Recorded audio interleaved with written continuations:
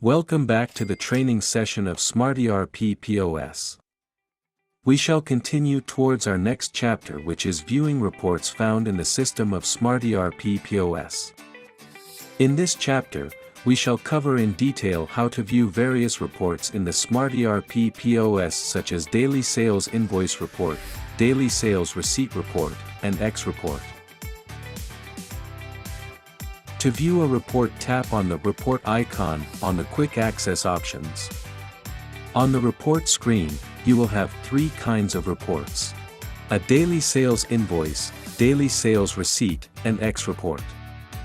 Let's view one after another. The first type of report is the daily sales invoice report.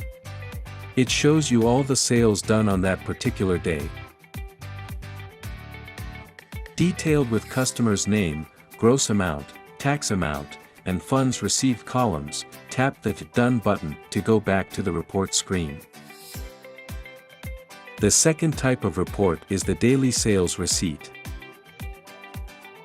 It shows you how many receipts were issued and the amount on that particular day. Tap the Done button to go back to the report screen. Last but not least is the X report, which shows you the total of all the sales done on that particular day.